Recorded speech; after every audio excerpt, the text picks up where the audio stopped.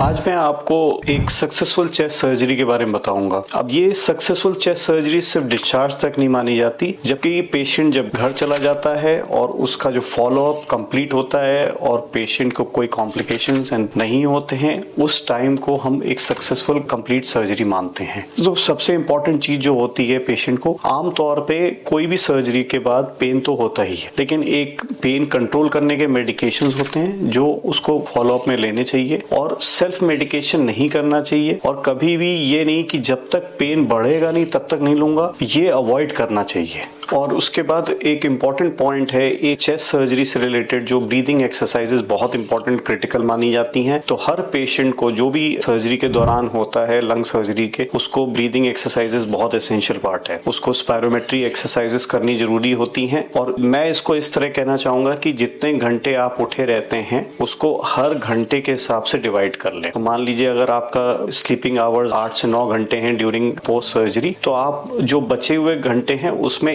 4 से 5 time efforts करें हर घंटे, और उससे आपके लंग्स की वाइटल कैपेसिटी इंप्रूव होती है और कहीं ना कहीं आपकी पोस्ट ऑफ रिकवरी बेटर होती है। और उसके बाद सबसे इंपॉर्टेंट एरिया होता है जो वुंड, जहां से हम लोग ऑपरेट करते हैं वो एरिया साफ और कोई भी इंफेक्शन नहीं है उस एरिया में, उसका बहुत ध्यान रखना होता है। अगर उन्होंने डॉक्टर्स ने अगर आपको एडवाइस किया है रेगुलर ड्रेसिंग, तो आप ड्रेसिंग करें या करवाएं। और अगर ड्रेसिंग्स आपकी कोई उसमें आपको कोई ऐसा दिख रहा है जहां से कोई डिस्चार्ज आ रहा है, इन्फेक्टिव सा लग रहा है या कलर चेंज है या ब्लड जैसा निकल रहा है या पस जैसा निकल रहा है, तो वो एक अलार्मिंग साइन होता है। वहां पे स्वेलिंग हो सकती है, लेकिन स्वेलिंग धीरे धीरे कम हो जाती है। अगर स्वेलिंग के साथ आपको ऐसा लग रहा है आसपास का एरिया सूजन से भरा हुआ है या इन्फ्लेम्ड है और रेडनेस बढ़ रही है, तो वो अगेन एक वार्निंग साइन है जो आपको इमीडिएटली डॉक्टर से परामर्श करना जरूरी है। और खाने पे बहुत इंपॉर्टेंस दी जाती है रिकवरी के बाद। पोस्ट ऑपरेटिव रिकवरी के बाद अगर आप डायबिटिक हैं तो आप डायबिटिक डाइट तो लेंगे ही, बट अगर आप डायबिटिक नहीं है तो हाई प्रोटीन डाइट बहुत इंपॉर्टेंट है, जो आपकी वुंड हीलिंग और बॉडी की रिकवरी के लिए बहुत हेल्पफुल होती है। फोर्थ जो बहुत ही इंपॉर्टेंट पॉइंट है कि हम जैसे ही रिकवर करते जाते हैं हमें अपनी वॉकिंग बढ़ा देनी चाहिए, जिससे हमारा लंग फंक्शन इंप्रूव होता है। सो लंग सर्जरीज में सबसे इंपॉर्टेंट पार्ट होता है लंग फंक्शन इंप्रूव करना, वो हमारी वॉक और एक्सरसाइज से ही इंप्रूव हो सकता है। तो ये हम सब इंपॉर्टेंट पॉइंट्स हैं जो पोस्ट ऑप रिकवरी पे हमें ध्यान देना चाहिए। और सबसे लास्ट इंपॉर्टेंट पॉइंट जो हमें डॉक्टर्स के फॉलोअप में रहना चाहिए, कोई भी सेल्फ मेडिकेशन, सेल्फ एडवाइस या